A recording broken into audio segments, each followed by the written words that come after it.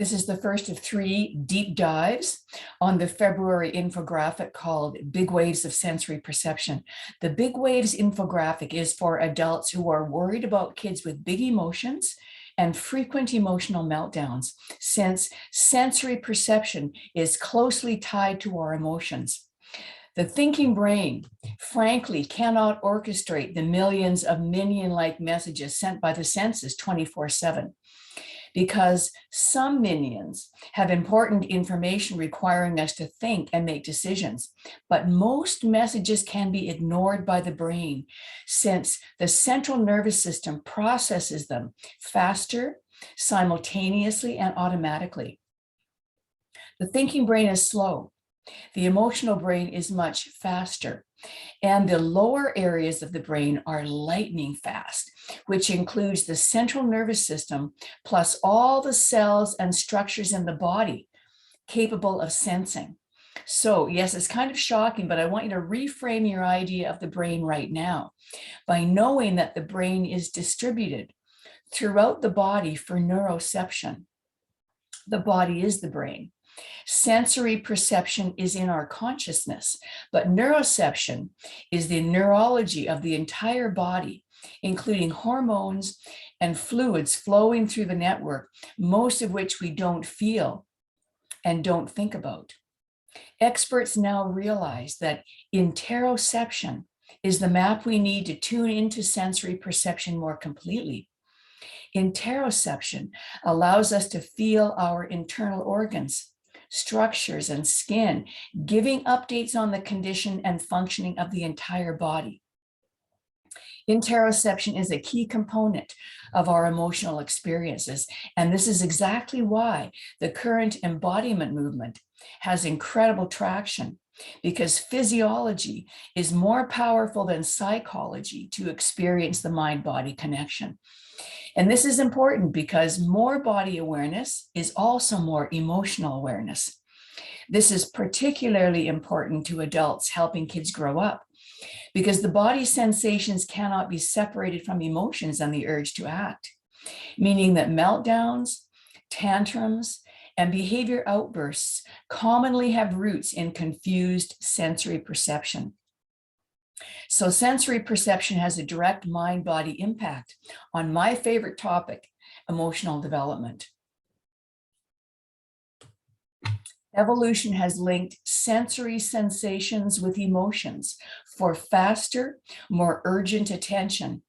If the brain was the go-to for sensory messages, we'd be busy sorting messages and we'd never get around to deciding what to do. We depend on many sensory systems to coordinate our interaction with the world, right? Because seeing, for example, is not just about our eyes. So consider that at least 8 sensory systems are at work all the time. First on this list I want to describe is the tactile system of touch and reflexes. Perception from the entire body periphery of skin, the largest organ of the body, is what encapsulates the tactile system. Second is the vestibular system. This is a system of balance and motion perception from the inner ear, but also interplays with orienting the head to see, hear, and smell better.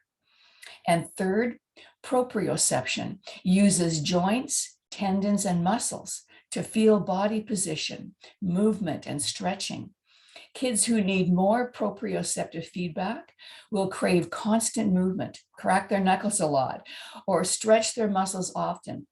But these kids can have great difficulty perceiving just that right amount of force when touching or hugging others.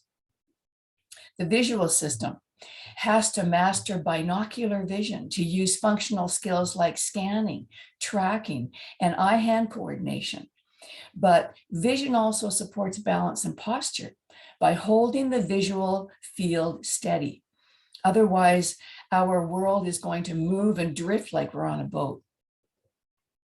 The auditory system is not structurally complete and fully functional until 2 years of age, and remains easily overstimulated for most of us. For these reasons, even kids of school age might not use their hearing very effectively. Taste and smell are closely linked. So some aromas and flavors can upset eating and digestion. And some kids cannot tolerate certain food textures or cannot mix food textures. In fact, kids are generally consistently inconsistent about food preferences and smell sensitivity. And I saved interoception for last because interoception is the system of inner body awareness. Every system I have described has components of inner body sensations. So interoception is in play because all other systems are activated. Interoception includes awareness of the heart rate, breathing, and emotions. Emotions are a newly confirmed link to interoception. In fact, our perception of inner body sensory messages cannot be separated from emotions, which means emotional regulation and also complex thinking and a developing sense of self. So our experience is, this is me, this is my body, this is how my body feels and how my body works. But since self-awareness and self-regulation skills are still maturing past adolescence, we should become more patient with children and teens when they recognize, when we recognize that the complexity of all these multiple sensory systems is intertwined, functioning with each other and functioning because of each other. Yes, patience. I advocate for that, but also I suggest an emotion-focused approach to enhance emotional development, my favorite topic. Now, I can hear you saying it's fine to know about sensory systems, but how do I use this information to help kids? And I love this question because Wolf Wisdom materials are meant to build on your compassion for how this child or teen is struggling, and then move to the next step by getting curious about the emotional roots of tantrums, meltdowns, or angry outbursts. Wolf Wisdom uses a lens on emotions, not behavior. This means a closer look at meltdowns won't explain why these are happening. Yet we will get a ton of insight to predict and prevent meltdowns when we look at patterns of frustration over time, like over a series of activities or over an entire day or a week, or even into the last school year or several years back. But how do we do this? I use a sensitivity tracker to come alongside this child's frustration, to witness in detail what they're going through. The tracker is not a checklist. It is a semi-structured interview to capture details of sensory sensitivities. Schools don't use a lens on emotions because they have this cognitive behavioral background.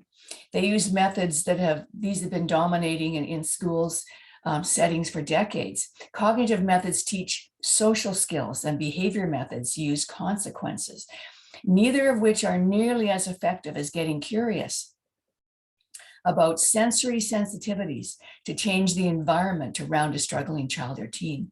So first, the sensitivity tracker interviews parents about physicality, big muscle movement, needs for specific seating, wellness breaks, energy breaks, what works, what doesn't work. This is the proprioceptive system. And clear patterns emerge about physical coordination and awareness of personal bubbles and boundaries. Balance and stability is important to ask about. So any habitual movements that kids get distracted with, some kids get disoriented in groups. And how about accommodations for muscle tone, stamina, or aggression?